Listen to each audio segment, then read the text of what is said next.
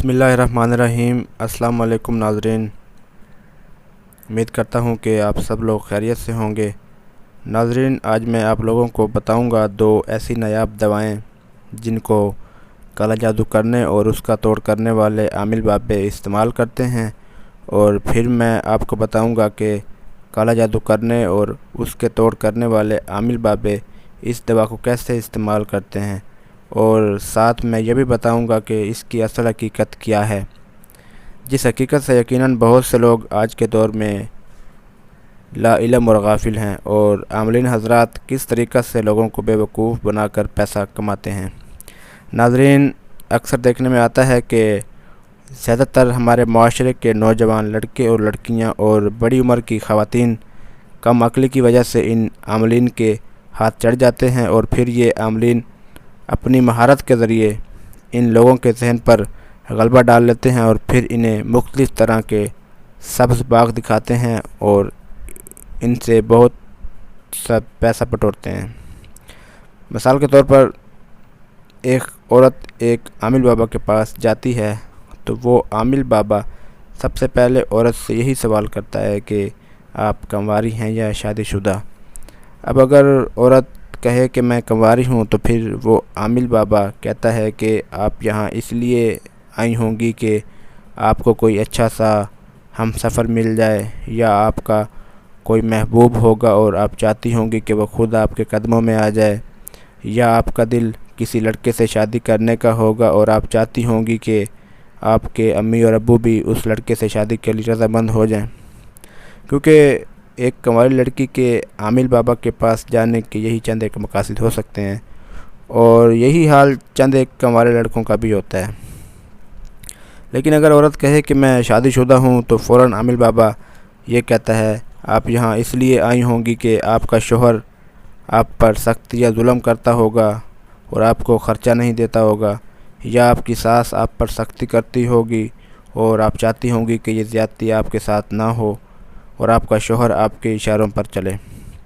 क्योंकि शादीशुदा औरत के आमिल बाबा के पास जाने के यही चंद एक मकासद हो सकते हैं। नाज़रीन, अब चाहे कंवारी लड़की हो या कंवारा लड़का हो या शादीशुदा बड़ी उम्र की औरत हो, तो उसका यही जवाब होगा कि जी बाबा, यही परेशानी है। तो फिर आमिल बाबा बड़े तरीक़े से उसको दिलासा दिलाता है कि परेशान होने की कोई ज़रूरत नहीं, आप सही वक्त पर बाबा जी के दर पर आ गए हो, सब ठीक हो जाएगा और हम उसको काला जादू के ज़रिए काबू कर लेंगे। नाज़रीन, अब मैं इन दो दवाओं में से पहली के बारे में आप लोगों को कुछ बातें बताता हूँ कि कैसे इस दवा का इस्तेमाल करके आमलीन हज़रात जादू करते हैं। ये पहली दवा एक ऐसी दवा है जो कि देसी दवाओं में भी इस्तेमाल होती है। इसको अगर अकेली दवा के तौर पर इस्तेमाल किया जाए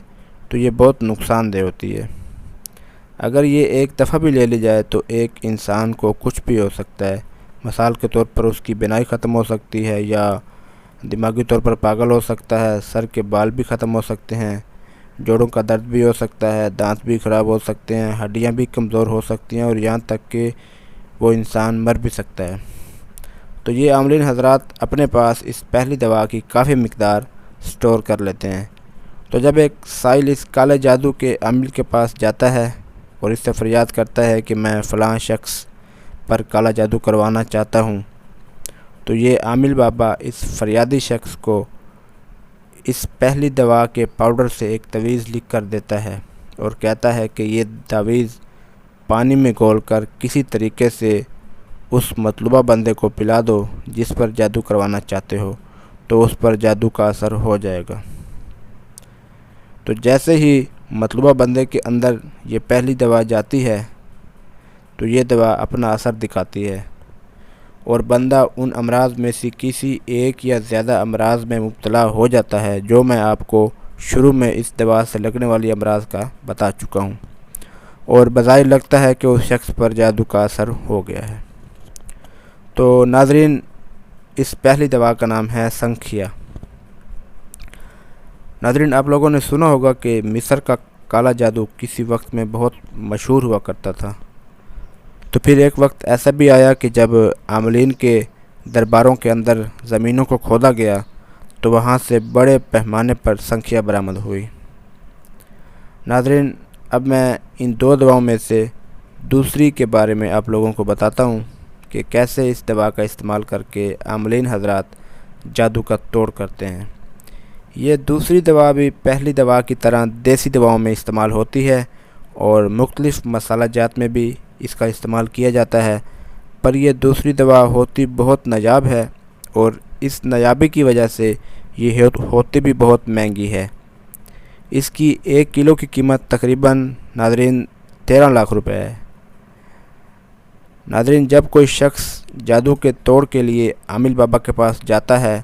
تو عامل بابا متاثرہ شخص کو تقریباً 1 یا 2 تولہ دوسرے والی دوا لانے کو کہتا ہے۔ اب یہ عامل بابا سائل کی طرف سے لایا گیا اس 1 تولہ مقدار میں سے 1 گرام مقدار سے تویز لکھتا ہے اور سائل سے کسی قسم کا کوئی معاوضہ نہیں لیتا اور باقی بچ جانے والی 9 گرام مقدار کو اپنے پاس رکھ لیتا ہے، اور جب یہ دوا زیادہ مقدار میں اکٹھی ہو جاتی ہے تو پھر عامل بابا کسی پنسار سٹور پر جا کر اسے بیچ کر پیسے کما لیتا ہے، جبکہ سائل کو شفا ملے یا نہ ملے،